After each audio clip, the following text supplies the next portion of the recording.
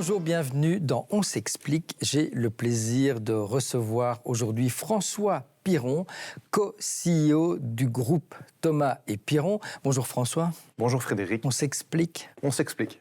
Alors, faut-il encore présenter le groupe Thomas et Piron, cette entreprise spécialisée dans la construction de maisons et d'appartements, une très belle success story wallonne qui a débuté il y a presque 50 ans. On est dans les années mi-70. Voilà. Juste avant ça, votre papa, Louis-Marie Piron, qu'est-ce qui se passe? Il rénove la maison de ses grands-parents. Il a un copain qui est maçon, qui s'appelle Charles Thomas. Et donc, Charles Thomas et Louis-Marie Piron vont fonder, en 1976, Thomas et Piron. Ils sont deux.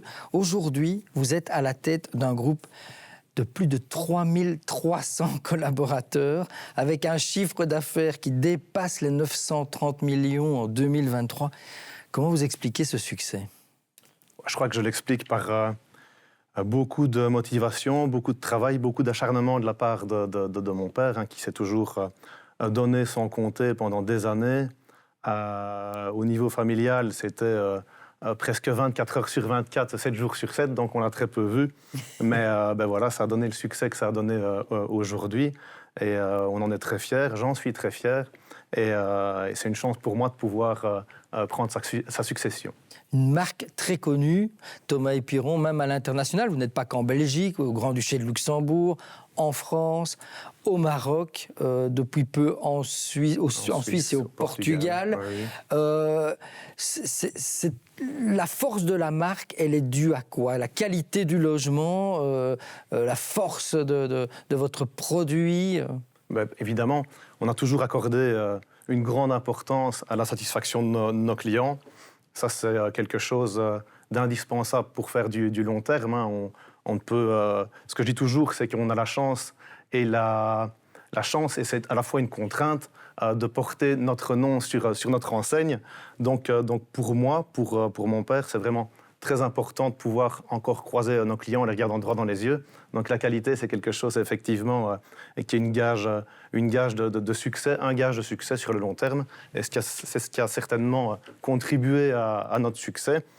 Et notre développement est dû effectivement également à la capacité à décider, à la capacité à se positionner rapidement sur différents marchés, à pouvoir jauger parfois un peu au feeling si on avance ou si on n'avance pas. C'était le cas notamment de la Suisse, où mon père, à l'époque, a entendu parler de cette opportunité. Il y est allé, il a rencontré le patron de l'époque qui accordait une grande importance à l'esprit familial, à la culture de son entreprise et qui voulait transmettre son patrimoine à un groupe qui avait les mêmes valeurs. Et boum, on a décidé d'avancer. Et voilà, on a toujours fonctionné de la même manière, à l'opportunité mesurée, mais quand même un peu au culot. C'est vrai que cette dimension familiale, elle est essentielle au sein de Thomas et Piron. Vous-même, on peut dire que c'est comme Obélix, vous êtes tombé dans le chaudron quand vous étiez petit, vous avez vu votre père grandir avec la société, vous êtes dans ce milieu de la construction depuis votre plus jeune âge. Quand est-ce que vous avez repris le flambeau exactement, vous, Mais j'ai repris le flambeau vraiment officiellement du groupe début janvier, mais après un parcours Début janvier 2023. Début janvier 2023, pardon. Après un parcours de 21 ans au sein de Thomas et Piron Home, donc la partie maison du groupe. Donc j'ai débuté comme conducteur de travaux, comme manager de zone, donc la personne qui dirige quelques conducteurs, puis je suis passé directeur de production pour diriger après l'entreprise pendant 10 ans. Et avant ça, tout petit, comme vous dites, je suis tombé dedans quand j'étais jeune. À 14-15 ans, j'ai déjà passé mes vacances sur chantier. Sur les chantiers. Donc vous avez vraiment envie, vos mains dans le béton, si j'ose dire. J'ai même pas imaginé la vie autrement. Ça a été mon univers depuis toujours. Et les choses se sont faites tout à fait naturellement. Donc vous avez accompagné la croissance. Aujourd'hui, Thomas et Piron, ça représente combien de maisons ou d'appartements réalisés, donc réceptionnés par an? On réceptionne 1300 logements au global, avec une parité plus ou moins de 780 maisons, 450 appartements et le reste en rénovation clé sur porte, plus ou moins dans l'ensemble du groupe. Alors, on sait que le secteur de la construction vit quand même des moments difficiles, avec des crises à répétition. D'abord, remontons quelques années en arrière, pas si loin que ça, mais le Covid, avec tous les chantiers à l'arrêt. Est-ce qu'à ce moment-là, vous avez tremblé Est-ce que ça a été dur de passer cette étape? On n'a pas tremblé, mais c'est vrai que c'était dur, parce que c'était la première fois qu'on mettait vraiment l'outil à l'arrêt, contraint et forcé, puisqu'avec toutes les normes de sécurité, pendant quelques semaines, on n'a pas eu d'autres choix. Donc ça a été un moment qui n'a pas été facile pour nous de dire à nos hommes, à nos équipes d'arrêter, alors qu'on a toujours évidemment prôné le discours inverse. Maintenant, c'est vrai que le Covid, ça a été une chose, mais le début de la guerre en Ukraine a été plus contraignant, in fine, parce que là, on a vraiment vu un problème de disponibilité de matériaux. Qui a généré des augmentations de prix successives qu'il a fallu pouvoir gérer. Ça se passait tellement vite que c'était difficile vraiment à appréhender. Mais bon, voilà, on passe au travers, même si au jour d'aujourd'hui, le secteur est quand même en quelque sorte en difficulté. On a des taux d'intérêt qui ont augmenté avec tout ça. Mais bon, la force de Thomas et Piron, c'est d'avoir toujours laissé finalement tout le fruit du travail, tous les résultats dans le groupe, d'avoir des fonds propres importants, d'avoir finalement pu toucher vraiment tous les secteurs de la construction, puisque maintenant, avec récemment la reprise de Galère, on fait, vous l'avez dit, beaucoup de logements, de la transformation, mais également du génie civil, des travaux publics, et ça sur différents pays, et c'est ce qui nous permet finalement de passer sans doute plus facilement que les autres au travers de cette crise. Mais vous l'avez dit, il y a eu quand même, et c'est pas terminé, cette hausse des taux d'intérêt, enfin ça se stabilise, mais, et cette baisse du pouvoir d'achat quand même les derniers mois, suite à la crise énergétique aussi. Et donc il y a quand même un constat, est-ce qu'il y a une vraie baisse de la demande pour les logements neufs? Donc c'est quand même votre core business. Et comment vous y répondez? Comment vous vous adaptez? Mais dire qu'il n'y a pas de baisse, ce serait mentir. Effectivement, il y a un ralentissement de l'activité. Mais on va dire on s'adapte perpétuellement, parce que le fait de l'augmentation du prix du foncier, de l'augmentation de l'enveloppe terrain plus maison, que ce soit en appartement ou en maison, c'est pas vraiment non plus un fait nouveau.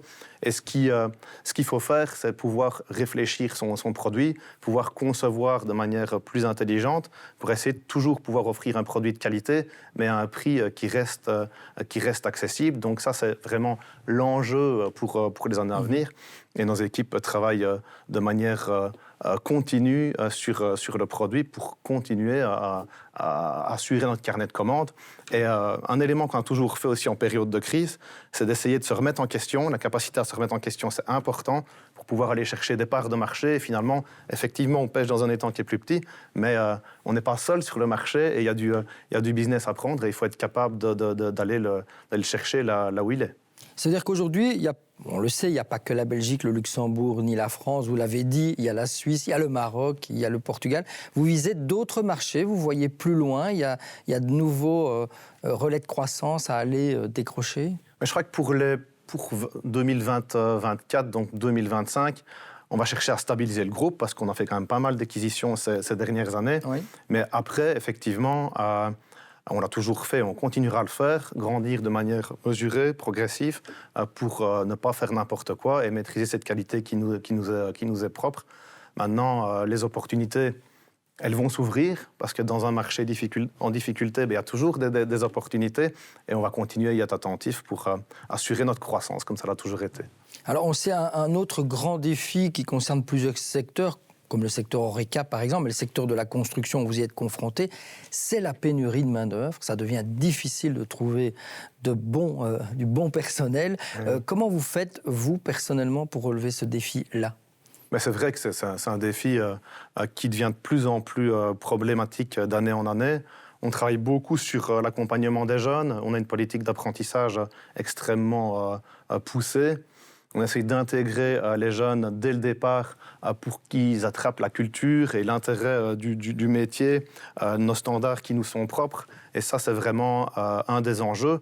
Mais malheureusement, ce n'est pas suffisant pour continuer à croître. Ces dernières années, on voyait que c'était même un frein à notre croissance. Donc, malgré tout ce qu'on met en place, que ce soit au niveau de la TP Academy qu'on avait lancé voilà quelques mois. Donc vous avez lancé votre propre école. Voilà, pour essayer vraiment de pouvoir remettre dans le circuit les demandeurs d'emploi, pouvoir les motiver au travers d'un parcours intéressant, puisqu'il y avait une partie de la formation dans les instituts, c'était à l'IFA-PME, et puis l'autre partie directement avec nos chefs d'équipe sur chantier, en prenant le temps de leur montrer, pour essayer vraiment qu'ils soient fiers finalement de voir qu'ils sont capables de réaliser quelque chose de leurs mains. On essaye vraiment de leur inculquer cet amour du métier, le fait de pouvoir dire quand on passe avec sa famille, ben voilà, ça c'est moi qui l'ai construit.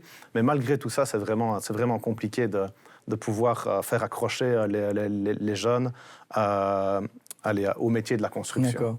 Vous êtes confiant pour cette année 2024 qui vient de débuter.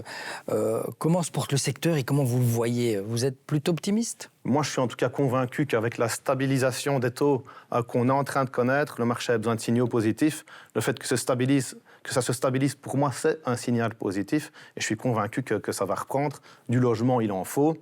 On passera peut-être un peu plus d'un marché de propriétaires occupants à un marché d'investisseurs, mais il faudra toujours loger les gens.